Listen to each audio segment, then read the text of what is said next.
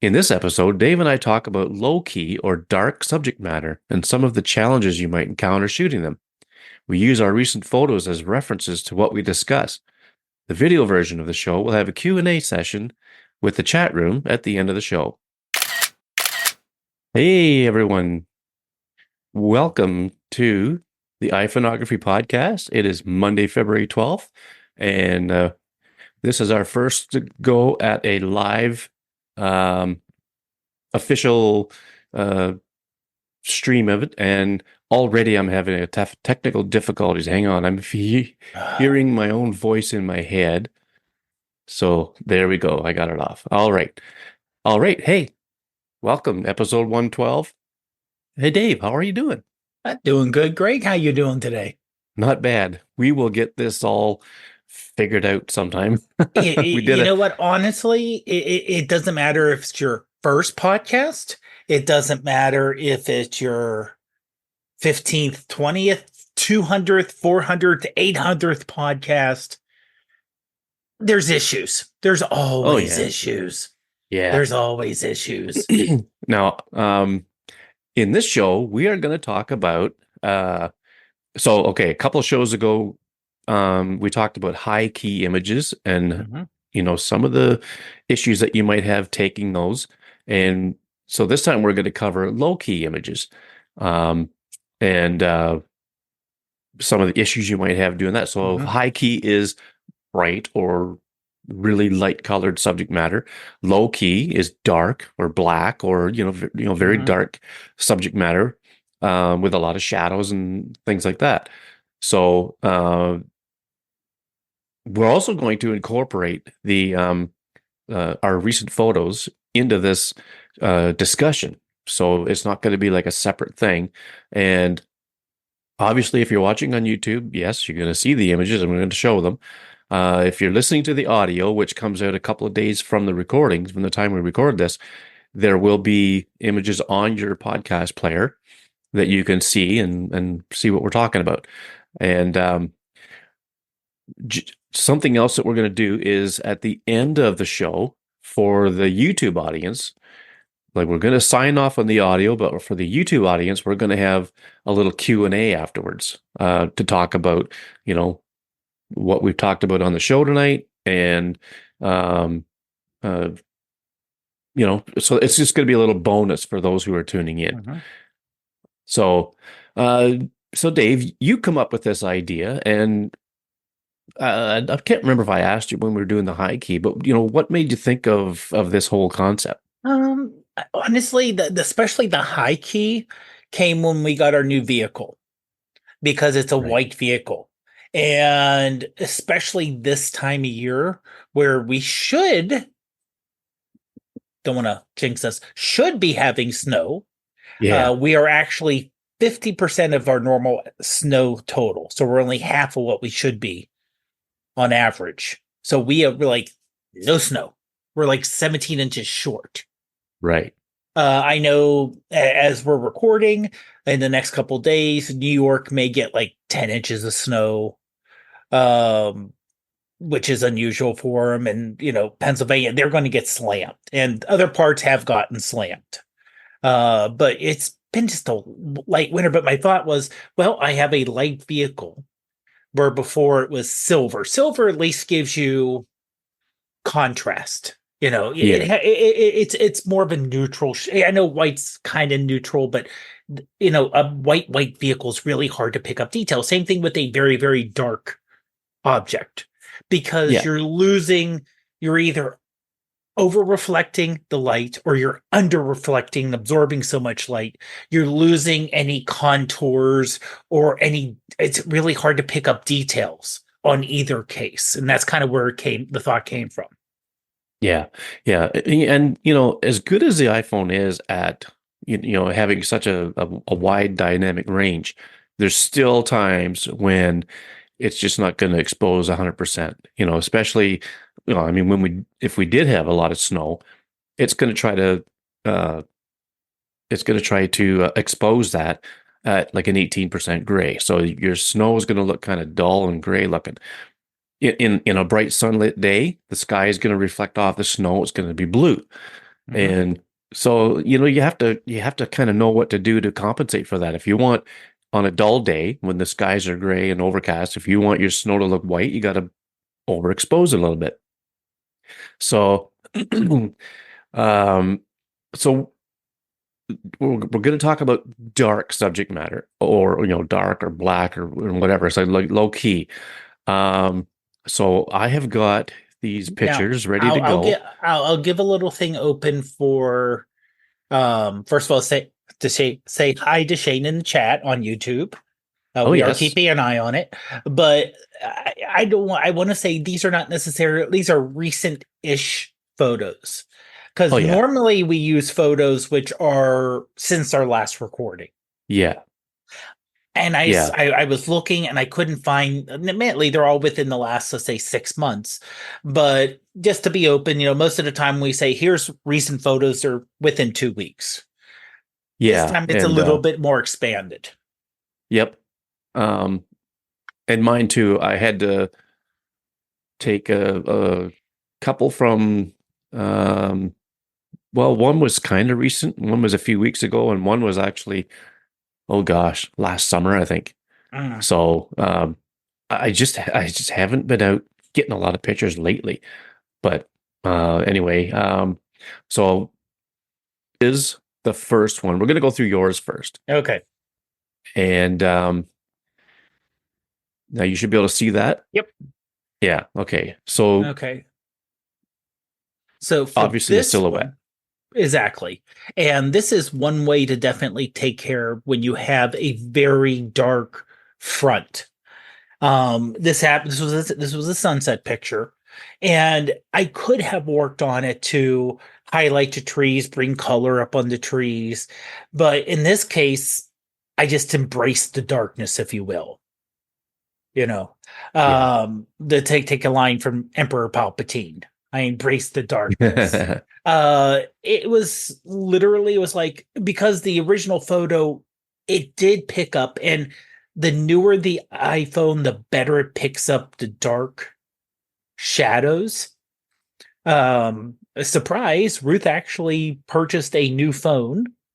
Yes, So, you could hear all about that on our last exactly. quick little episode we did a couple days And ago. that is something I noticed, is that taking the exact same photo at the exact same time with my 13 Pro Max and her 15 Pro Max does a so much better job of picking up the shadows in a average or even a bright image.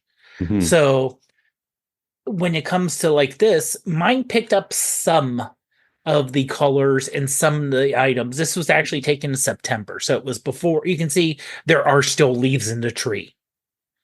It's not completely barren Yeah. yet. So this was late fall. And honestly, at this point, it was like I have a very dark foreground. I just embraced it and went completely black. I made sure to sharpen it a little bit, especially take care of the different branches, trying to almost like make it look like a filigree with the tree, with the light coming through, the sunset coming through in the background. But honestly, at some point, you got to say, what I'm doing is dark. Embrace the darkness. And this was taken with the built-in camera app, the default one. And if anything, I just edited it like normal. So I didn't throw this one into Lightroom. So this is pretty, like I said, and this is experimentation. You know, you have to see what colors are around you and what you can do, and what doesn't make it look too bad when you're trying to work on it. Yeah. So Okay. there is the next one. Yes. So this was during the touring Titanic, um not display, but the touring Titanic went around to our local science center. Oh And yeah. this was a replica of the coal fired boiler. So this was a dark room. Right. Okay. And when I took the picture originally, you actually couldn't see the flames. And actually being there, it was hard to see the flames. Oh, because really? the room was that dark. And well, you think about it, you have a dark room and you have red light, which really doesn't poke up from a dark room. So when I edited it and I started to play with it, I was able to brighten it enough to show the detail, but still make it very dark. Yeah. So I still, it was still a little bit of embracing the dark, but it wasn't so much. It was bringing out the color because we all know that as these cameras get better and better and better, I would say the average human eye is still better with dynamic color and dynamic range. Hmm. So trying to recreate what I'm seeing through the camera is when you have to do some of the adjustment. So I still kept it dark, but I just brightened and got the contrast enough where you can see the details of what's going on, but you Yeah. still have that dark feeling. Because we No, remember no, when I'm sorry, go ahead. oh, no, go ahead. Go ahead. But say we remember when and we were this is back in the tiny shutter days, but it was amazing when Google first came out with their version of a night mode. Oh, yeah. Night sight. Yeah. Yeah. And it was like, oh my God, it looks like daytime. Well, Yeah. it was amazing, but it also made it look like daylight. And if you're in a dark area, if you're at night, you don't want it to look like day. You want just to be able to see what's going on around you Hmm. and get all the details, but not make it so bright like someone has a giant light behind you, like a giant spotlight brightening everything up. Yeah. Oh, So yeah. that's kind of what I did here, is I made it just bright enough to match what the eye was seeing, maybe a little bit brighter to bring out Well, the detail. But yeah, and that's what I was going to say, that yeah, it looks to me like it could very well be the way you saw it. I mean, I would think that it might have been a little darker, but probably not. I don't know. I mean, obviously I wasn't there, but I mean, right, it looks natural. It doesn't look overblown like the highlights, like the red and all that stuff. It doesn't look overblown to the point where, you could tell that it's been, lightened up. It's convincing. It's right. convincingly, um, uh, edited like that. So, Hmm. uh, and it looks cool. Yeah. With the flames kind Hmm. of going up the side of it and whatnot. And and I like that they put a shovel there for scale. Yeah, Um, it's pretty amazing how big that thing was. yeah, yeah. Now, now that shovel, how high would that come up on you? Would that come up to your waist, or Probably my waist. I want to say my yeah? waist. Yeah. Because I mean, they could make a big shovel, right? I mean, who Oh knows? But I yeah. mean, Yeah, true. so you're an average height guy, so that looks Yeah. like it'd be about probably be a 3.5 Uh, foot, 4 foot shovel. Something like that. Maybe I would say closer to three and a half. Yeah. So yeah, well, that's cool. Um, and of course with the iPhone, it does a nice job of getting the not so much texture, but um, you can see all the hinges, you can see the bolts, all that stuff. There's the Hmm. details there for them. And yeah, yeah, it looks like the, the the shadow area outlining the doors and all that stuff. Yeah, it's pretty cool. Like yeah, like I said, I was trying to make sure it would pick up the detail enough where you could see it, but it still gave you that feel of darkness per se. And Yeah. that's what the ultra wide camera. Oh, is it? Yeah. Oh, I was okay. just checking the original image. That's on my 13 Pro Max, and that's the Hmm. ultra wide Okay, cool. because just the size of it, unless I wanted to do a panorama because it was narrow and tall to actually Yeah. get it into a regular shot, you have to be so far back. Yeah, all And right, of yeah, course, right. this was in a museum setting, so they only let you go so far back. Yeah. That's also where the ultra wide really comes in handy. Oh yeah, for sure. Yeah. And, if you'd had the 15 Pro Max there, it would have been, you know, Yep. even better, I guess. So that's cool. So this is a Yeah. nice shot. Oh, thanks. This is this is not something you get to do every day. That is true. Yes. This is when I visited my dad back in October, and we went to the Palm Springs Air Museum.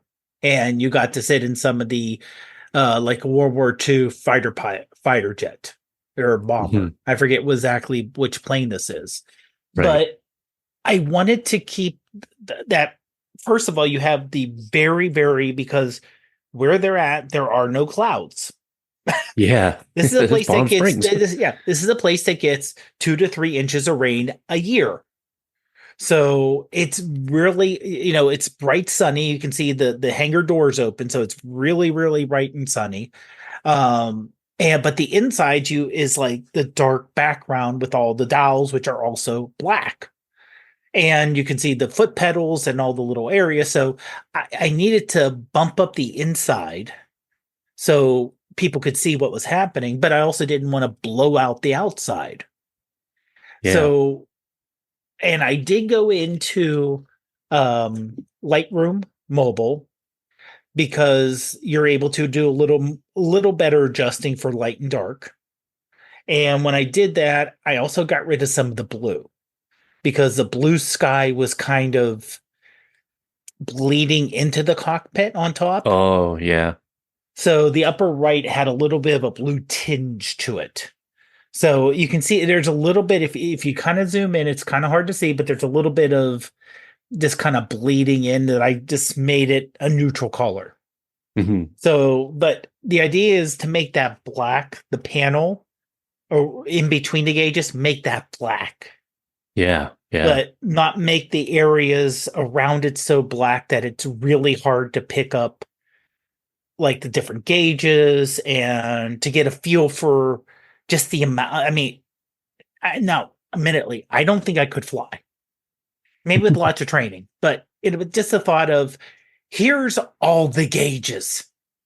Oh, yeah. You know, here's all the gauges you have to do and the switches you have to deal with and the different things you have to plug in and out and keep this here. And you got the two pedals that do different things, and you got the stick in the middle, and you have this, and this, and you're moving your head around, you're keeping everything just to get that feeling of it's a little claustrophobic, Yeah.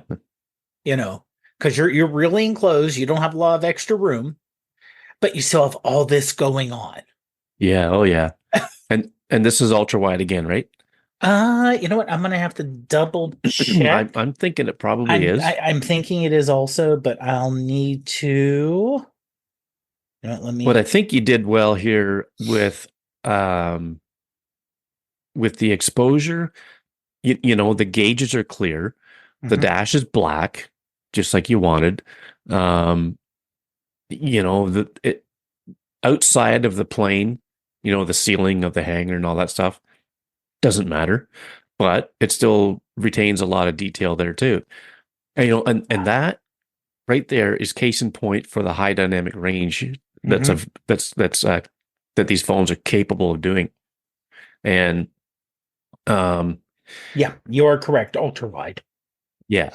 So when you took the shot, did you just take it on auto? Did you do any adjustments for I exposure or anything? honestly, I did it in auto just because, especially on ultra wide, it's I first of all, your time's kind of limited. Yeah. It wasn't anyone pushing me in or out, but there was a lot of planes and there were four giant hangars to go through. So, it was one of those things of, I tried to adjust a little bit, but I knew that I had better chance if I took a decent picture that I could edit it in post than trying to change things as I'm taking the picture. Yeah. Between the built-in app, Lightroom Mobile, and other ones that you may want to use. But when there's a hard shot like this, is to me, having high contrast, very, not just, but we're talking basically almost white and black in the same photo. Oh yeah. and Yeah. ultra wide. It's just easier for me just to do the initial shot and fix it in post. Yeah. Yep, for sure. Um, I've been watching on Apple TV Plus Masters of the Air, which is a World War II story about these guys that fly I think it's B-17 bombers. So looking at this instrument cluster, I can just imagine what they would have to do, because in this show that they're flying along and there's bombs coming up from the ground and they're surface to air bombs or whatever, and Mm, they're blowing up all around them, and some of them are hitting and all this stuff, and then the other fighters come in and all this stuff. It's a really really good show. um I encourage anybody that has Apple TV Plus to check it out. It's pretty good. So, but this just reminds me of, the stuff that they had to deal with back then. I mean, you yeah, think of a fighter plane or a jet that they have now. I mean, oh, good Lord, yeah, it'd be so automated, it'd be crazy. But no, that's pretty cool, and that's a really good a really good way to shoot something that's low key like that. Between the shot and the editing, I mean, obviously you nailed it. I mean, yes, you can see your feet there, and they're very dark. But again, that don't matter. The instrument cluster pops out, and right. I think mission accomplished. No pun intended. So this one here, uh, this was the one from last summer, I believe, and I was trying out some filters that I got from Reflex, Mm, and this was the black mist filter. And what it does is you see that light in the center up at the top of the frame. It has that kind of a glow around it. mm, Well, this that the black that's the black mist filter does that. It kind of gives a softened look to the image. But because it was dark, um I didn't I mean maybe this is a bad example, but I was scrambling to get pictures for this tonight. Um the what you call it, the grain and the bags of product or whatever, mhm, uh is supposed to be the subject, and they were dark. They were really dark. So, but if I had brought the exposure up too much, then everything along the wall and then the lights and that would have been too overblown. Like you did with the Titanic display thing. I wanted to make this look a lot like how it was when I saw it. So I had my phone on a tripod and I used the Reflex Pro camera app, and I just adjusted. Uh, I think I set the ISO as low as it could go, and I adjusted the shutter speed so that the image on the phone looked very much like what I was looking at, and took the shot. Um, but I could have brightened it up a bit so that you could see the products better. Maybe if this was going to be a product shot, I might have done that. But I mean, I was just out on my own taking pictures, and this is how it turned out. But um, it's just, sometimes when you're shooting dark, low key things like this, a tripod could very well be necessary. I mhm. probably could have got this handheld, um, but I wanted to make sure it was nice and tack sharp. And, so I threw it on the tripod, and I took a photographic approach to it, by taking the ISO down, keep the noise down in the image, and letting the shutter speed go wherever it had to go. I could go slow with it if I had to because of the tripod. So that's pretty much all I did with this one. Yeah, Um, and like you said, this can be it can be a little bit of a hard thing to do.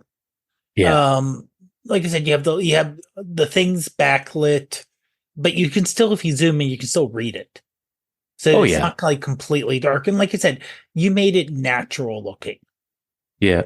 You can literally, knowing it's in the summer, you can almost feel like the stickiness, the nighttime stickiness you get in the air sometimes Yeah. in Yeah. summer. Especially with the filter, because the light looks like it has that haze on it when it's humid. Hmm. and you're just kind of like, okay, I got to get the stuff from here before it gets any later. Yeah. Yeah, and luckily there was no flies or mosquitoes or anything Ooh, bothering the yeah. heck out of me. Um, Not like they got in Australia. Well, but I say that right. But anyway, um, Gary Green. Let's get to some of these comments here, Okay. real quick. Of course, Shane said, "G'day, American Canadian blokes." Will, hi from China. Michelle, my cousin, she says hello. Gary Green, photo stories. Hello from Vancouver Island. Oh man, that would be a good place to take pictures. I mean, I watched Gavin Hardcastle's Photo Tripper channel, and he used to live out there. And some of the things he would capture on with his camera is just amazing. So hey Gary, thanks for joining us. Um, Maurice Bakley or Backley from DC. Okay. Uh, Love embrace the darkness. Um, and Gary, great mood. Great mood photo, Greg. Great cinema shot. No, thank you. I appreciate that. Um, I don't know what I was going for here. It just basically to try out the filter, I think it was the big thing, and to get it to look as real as possible. And I guess it does have a mood to it for sure. Hmm. So my second shot, this was shortly after we got our vehicle. So you showed your white car, and we got a dark colored. Well, it's dark colored at night anyway, but it's a blue Toyota Tacoma. And this was, I suspect, just a few days after we got it home, because I didn't even have the snow tires on yet. They were still coming to be delivered at the house. But we got all this snow, and you know the tires that are on it are all weather, so I didn't think twice about going out for a drive. But this is down at our local park, and when I took this shot, I just took it on auto, night mode, all that stuff. It was really dark. Like you couldn't even see. I don't think you could even read the Tacoma badge on the door. It was so dark. So I Ooh. think I took this into Lightroom Mobile, and I lightened up the shadows, and I even saturated a bit to get the blue to come out, and even the blue channel. I brightened up the blue on there so you could actually see the blue of the truck. Otherwise, it looked black. Mm. So, it took some playing around, but I was happy with the results. In the middle, right above the roof, you could see this kind of a light green smudge. That's my very poor attempt at getting rid of that green dot Oh, from the yeah. from the headlights. The headlights and the fog lights they put a green dot up there, and I tried to get rid of it, but maybe I should have just left it. But um, that's why that's kind of a greenish color looking. But yeah, it was kind of hard to get the detail out of this thing. Not that there is much, but even to get the color to show, um, took a bit of work in Lightroom Mobile, and to not blow out the headlights and all that stuff. So I think I dialed down the highlights and brought up the shadows, and it was just a very challenging shot if I Hmm. wanted to shoot a dark or a low key subject. Yeah. And not only that, but like you said, you have so much white going on Yeah. that it's one thing to pick something where, let's say it's you're driving on clear pavement where it's not just white, and you want to get the white right. You want to get the white of the headlights and the white of the snow as white. Yeah. So you have to worry about that, and you have to worry about getting some detail that you can see the color of the truck. Hmm. Because when it's that white, like I said, having to correct, sometimes giving a blue tinge, if you will, when there's this much white. So having to play with it and jiggle that around a little bit. Yeah. Yeah, it was a challenging one. And you know what? I probably adjusted the color temperature a little bit too, just to kind of help the snow along, if I remember correctly. But yeah, it was a tough one for sure.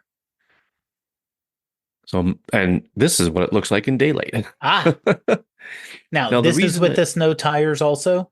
yeah, this is with the snow Okay. tires on now. Yeah. So this was um, when I took this shot, because it was a dull day, um, the sun would have been off, like behind the truck, and trying to describe it here, it would have been like basically away from me, I think, if it was out. And the side of the truck that's facing me, where the doors are, it was really dark. So I did a lot of work on this one to brighten it up too, without kind of destroying the rest of it. Um, to try to get some detail out of the doors and things like that. I think I did this one in it was either Lightroom or Darkroom. I'm not sure which. But then I think I also used Snapseed, which I haven't used in a while. Hmm. And I used a very light touch of the Glamour Glow to smoothen out everything in like the color of the truck and whatnot. Just Mhm. just to get rid of any, water splashes or anything like that might have been visible. Right.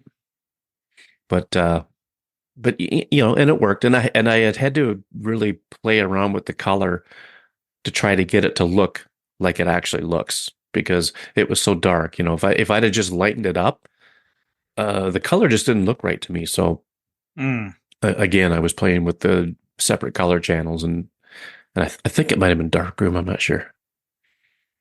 Well, I mean, that is one thing that you can do is at least with Lightroom, and other programs can do this too, is that you can say, okay, this blue, not only make it change the shading, but you can also change the brightness of a color. Hmm. Yeah, So you yeah. can say, okay, this blue should be lighter. Hmm. And that way you can lighten up a color. If something is a solid color like your truck, you can lighten that up without having to worry about the rest of the image. Or I will say I'm using the free version of Lightroom, Hmm. where they limit you on how much you can actually mask out. Yeah, yeah, Now, if I paid for it as part of the Lightroom, as part of the Adobe Creative Cloud, there's so much masking you can do. It's amazing. It's a yeah, little overwhelming, in fact, but it's something where you can definitely work on it and you know do some extra editing. But like you said, in terms of you can also do things to set up so you have that picture ready to go to hmm do a little bit less editing. yeah, Because yeah. honestly, this looks like like I would say this is an average kind of overcast day. So this doesn't look too dark. And Well, again, you're keeping it natural looking where, you know, you could go it, wild and do like a color splash or something like this, but this yeah. just looks like like you would see it on the side of the road. Well, the funny thing was about this day is it started out blue skies and sunshine. So we thought, hey, let's go for a drive. So Mm. we went over to this town on the Lake Huron shoreline, Southampton. And by the time we got there, it had clouded over. So we took the dog for a walk and Mm-hmm. spent a little bit of time over there, and then we came home. And this was on the way home, but maybe not quite halfway home. And Michelle knows where this is, my cousin, because going this way, we ended up driving right past her house. But this was out by a little hamlet or whatever you want to call it, called Burgoyne. But anyway, by the time we got home, the skies were clear again. Oh. So we went thinking we were going to have a nice sunny day out. we got partway there and the clouds started rolling. Oh, here we go. Because we've only had maybe 2 or 3 sunny days since the new year. And it's just getting depressing. But Mm. anyway, so today was a nice change. But anyway, and I'll bet you it's clouded over by now. But so night photography tonight, not going to happen. Um, but so by the time we got home, it was sunny. But you can see in the trees in the background, there was hoarfrost on some of these trees, and all the way home, there was different places where there was some hoarfrost on the trees, and I Okay, did stop and Greg, get a few shots of them. Greg, can you pronounce that What kind of frost? Hoarfrost, HOAR. Okay. Okay. It's just that if you live in an area where you don't get that much snow and you may not be familiar with Oh, that term, that's all. yeah, I yeah. know I'm not particularly. Oh, is that right? Yeah. When it develops on like trees and things like that, they're like uh little spikes of ice crystals, and they're Mm, really cool. It's I thought for sure the hoarfrost would have been gone when the sun came out, but it actually stayed around. And Shane says Michael Hutchins would like that truck. Yeah, with the license plate. Um, but yeah, that frost was on all these trees, and it was really cool. I wish I'd have had like those trees on the left of the frame. I wish they'd have had more frost on them, but it just wasn't on all the trees. It was for some reason it was on some of them, and I don't know. It mm, was pretty cool. Um, but yeah, I think that's the last one. Yeah, so yeah. that's the last of the photos that describe what we're the points that we're trying to make with this shooting, Hmm. you know, low key images. So, so a few things to remember. Sometimes you have to adjust the exposure. Excuse me, you may have to use a tripod. Um, oh, what else could we get? What else did we cover here, really? Exposure tripod, take multiple images, Yeah, work on different ways you can actually different angles. yeah, And don't be afraid to play in editing. yes, I was just gonna say that Yeah. the editing plays a big part in this Yeah. because if it wasn't for editing, a shot like the truck there, it probably wouldn't turn out. It would just been too dark. If I'd tried to bring the exposure up when I shot it, the background would have been washed out. Exactly. So, and again, it was another shot take on an auto because I was just, you know, on the other side of the highway. I used the 5X camera, the 120 millimeter focal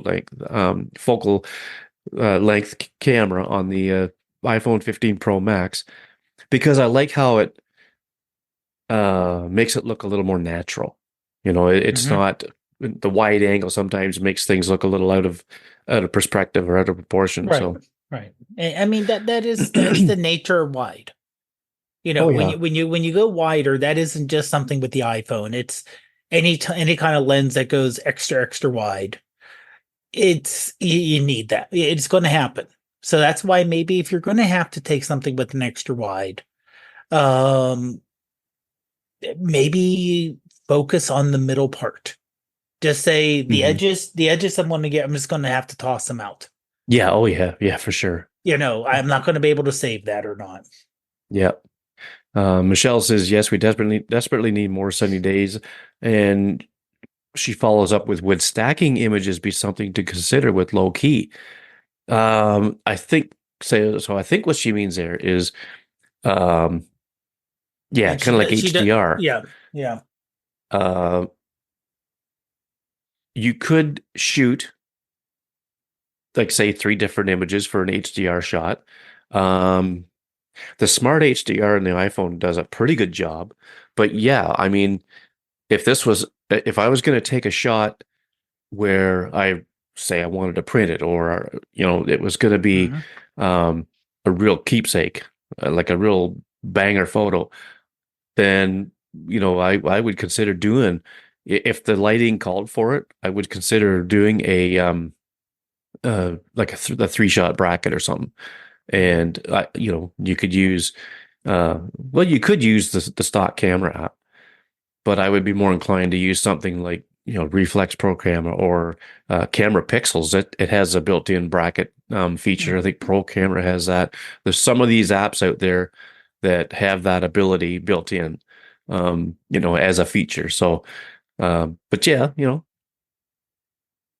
doing the old style HDR is definitely an option and might even be more effective, Yeah. especially if you have the software to put it together right.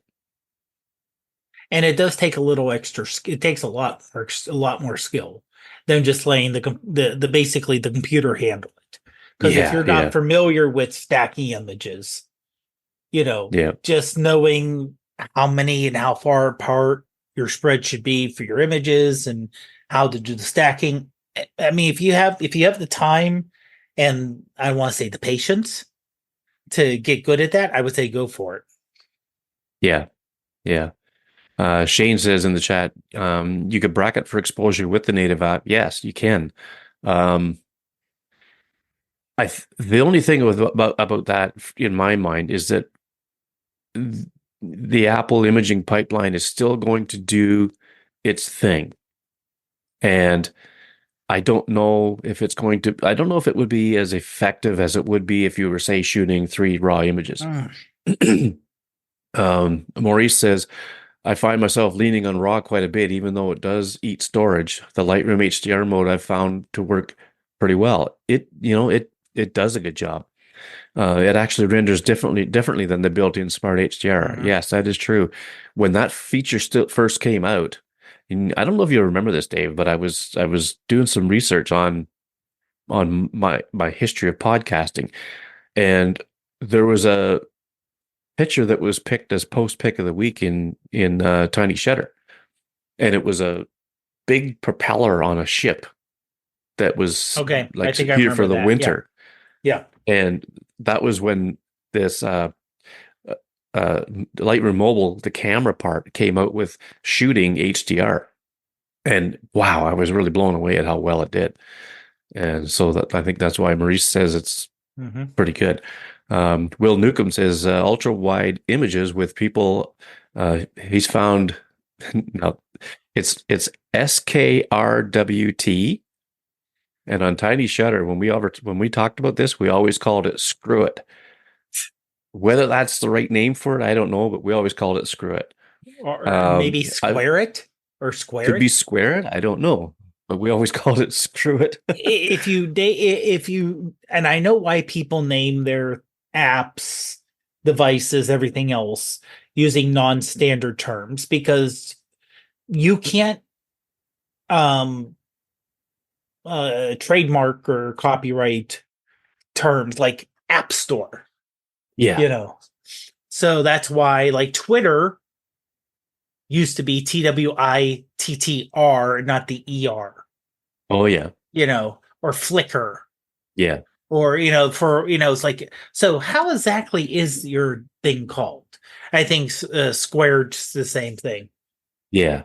But anyway, Will says Yeah. he uses it. He finds it helpful in correcting the Hmm. perspective of people uh, on the left hand and right hand sides. Yeah, so because the wide angle will really stretch them out Yeah.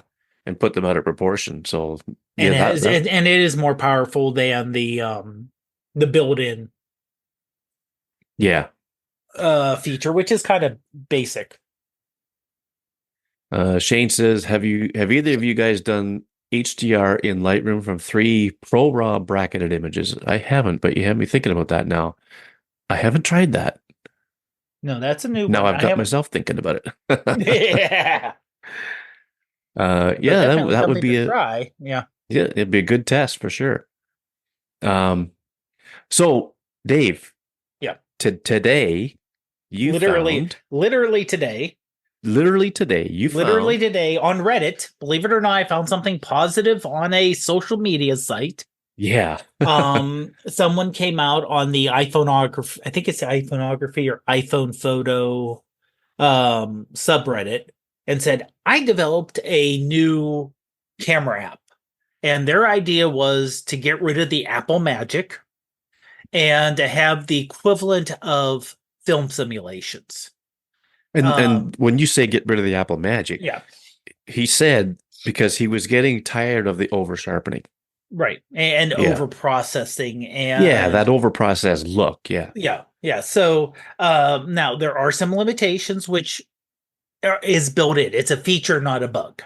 So you cannot post process. You can't basically take a photo you've already taken, throw it in this app, and process it. It won't let you do that. Right. So you have to take it and you have to select the um the filter ahead of time. Now the good thing is there's a lot. It's a very simple camera app. You open it up, Down below, you can select your 0.5, 1, and then either 3 or 5x. And you can select different focal lengths within each. So you basically have 9 focal lengths, if you will, for That's here. incredible. Yeah. And so on the bottom left, it basically has the name of the filter. And the one thing I really appreciate is he gives you a description of the Yeah. filter. So like the one I have here is Taiga, Taiga. He said richy, earthy greens and browns for forest environments. So at least it gives you an idea of, hey, this is what it's going to do, and you get a sample above. But you can also change things like the ISO. So, Well, first of all, uh, tell everybody what the name of the camera app oh, is. sure, sorry about It's, that. no, it's not in the App Store, I don't think. Yeah, But no, no. We will put a link in the show notes. You first of all have to download the test flight beta software yeah, tester that Apple yeah, has, the test flight app. Yeah. the test flight app, and then it's called Mood, Mood. And when you download So it, oh, oh, there's well, test you flight got, yep, and right and next to it mood is right Mood. beside it. Yep. So, and I'm going to try to do this myself here, is that when you bring up there we go. When you bring up an image down below, so you can see it gives you a description and it gives you basically the ISO you can use and the different filters when it comes to color. And it just doesn't throw you out there. Like for this one is 400, it says sharpness high, grain medium. You go to 800, sharpness medium, grain high. So it actually gives you an idea of what you're doing to the image.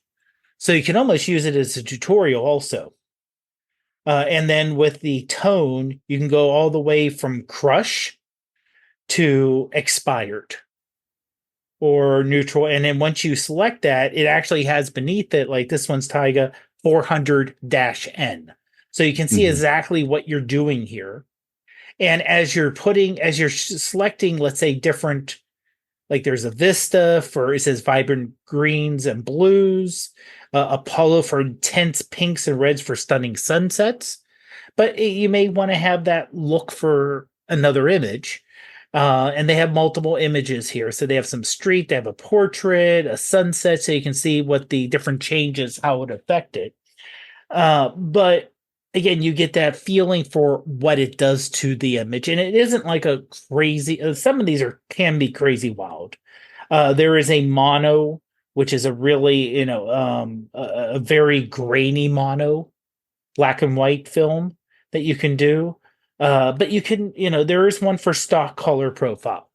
Mhm. So you can select whatever you want. But what you see on the screen is how it'll turn out. Yeah, that's a live preview. So Yeah. it's a live preview with the filter you use. So that makes it kind of nice to use it that way. And you take your picture, you can save an original image. And I would not save an original image though. What I would do is just save the filtered image. If you want to take a photo unfiltered, open up the default camera app and let Apple do its magic behind the scenes. Yeah. Again, this is beta. This is not released. I've been using it now and then today. It has not crashed. No bugs, no hangups, no weirdness going on. Definitely works good. Some of the pictures, I like the way they turn out. Some of them are a little different. I would still maybe edit them a little bit to tweak them, because you're given a decent amount of filters to try from, but you're not giving like hundreds. So you may Yeah. want to say, this will get me 90% of the way there. And then I'll go into Lightroom. I'll go into the Photos app. I'll use Photomator to get me the rest of the way to see what I want to like about Yeah. it.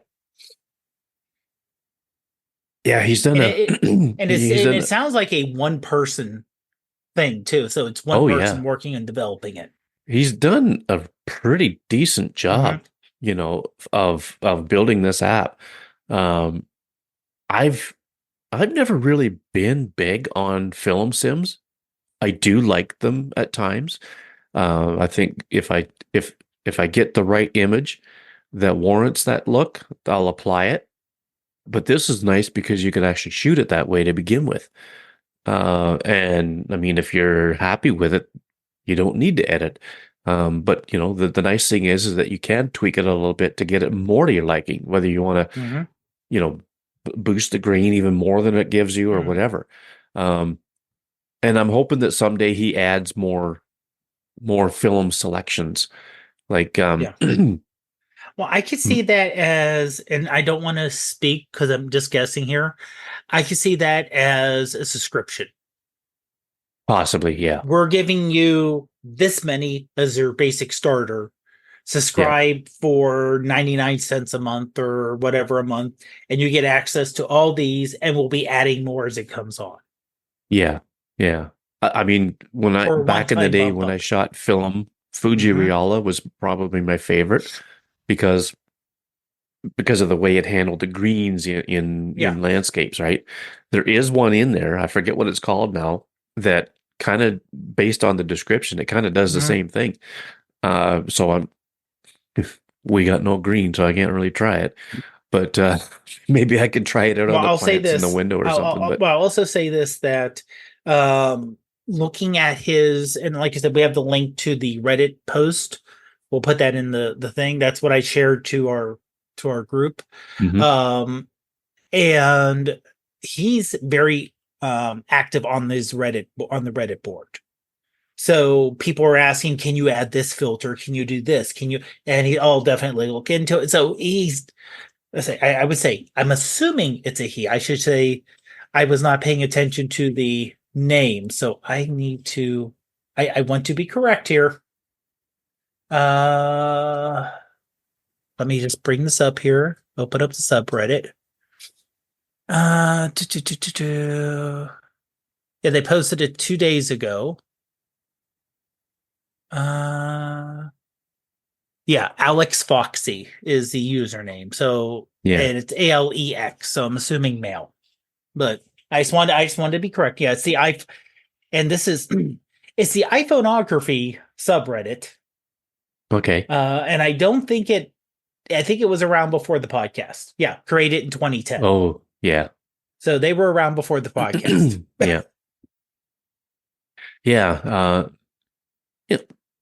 Little history on the word iPhoneography. Yeah. Guy by the name of Glenn Evans had the website iPhoneography.com, or I think it originally started as Life in Lo-Fi. And when iPhone photography started to kind of take off a little bit, he coined the phrase iPhoneography and had a website, iPhoneography.com, which still is online today. Um, so that's where it comes from. It's iPhone and photography, iPhoneography. And of course, that's how we got the name of the podcast, the website's iPhoneography.ca, all that stuff. But anyway, that's my little tangent. But I think it's, the app is smooth, like you say, it hasn't Hmm. crashed. Um, uh, I I got nothing bad to say about it, to be honest with you, Dave. In anything that I've done with it, it starts up quick. I think it takes a little longer than normal to maybe save an image, but I mean, it's not Hmm. bad. No. And what I like about it too is on the right-hand side of the frame, below the viewfinder, there's a exposure compensation slider. Go up to overexpose, down to underexpose, Hmm. and it goes to plus or minus 4, which is And one thing that was just added, if you double tap on it, it goes back to zero. okay. Just literally, I just updated it now. So he also Yeah. updated it where it was before it used to get 4x3, 1x1, and 2x1. And Yep. now it's 4x3, 1x1, 3x2, 5x4, 16x9, 2x1, and XPan Wow. He's as really added a your, lot of stuff. yeah, And that was just all added in today. yeah. That's pretty So cool. it's good to see someone active on a new app and still being active while it's trying to work on it. I Yep. tried to put it in the YouTube chat, but I don't think it's allowing me to put the link in. Oh, okay. Well, it'll be in the show notes and Yeah. uh when we finish with the video and whatnot, when I put some notes in the video, I'll put the link in there too. So if you're watching this after the fact on YouTube, the link should be there where Hmm. you can we'll put the link to the Reddit post, and uh I think he's got a yeah, there's a link in his post that Yeah, takes you to the for beta. test flight. Yeah. Yeah, for test flight and then how to get this Yep. put on. And it's it's free. Why not? Give it a Yeah. try. Yeah. Whether he's going to charge for it down the road, I don't know. Like you say, he might put a subscription on to add more stuff to what's already Hmm. there once it goes out of beta. But I mean, it's basically just barely out of alpha, I think. Yeah. It's that It's new. it's like 0.3.2. Yeah. Yeah, it's crazy. So yeah, if you like using film sim stuff, like if you want to make it look like an old Kodak shot, Hmm. give it a go and see how you like it. Well, Dave, I think that's about it for tonight. Hmm. We're going to sign off on the audio version, but for the video version, for those folks who are still hanging around in the YouTube chat, we're going to carry on for another few minutes with a Q&A, like maybe, I don't know, ask us Hmm. anything, talk about what we learned about, low key stuff tonight. And, we'll just have a bit more fun before we sign off on the live. So, if you're listening to this audio later on, um, if we make this is our first live, so we don't know what we're going to do going down the road. But I mean, I think it's a kind of a cool idea to treat those who are tuning in live by going on a little longer, Hmm. um, than the audio thing. So, for the audio folks, thanks for coming out and thanks for listening, and we'll see you guys on the next one. Have a good one, everyone.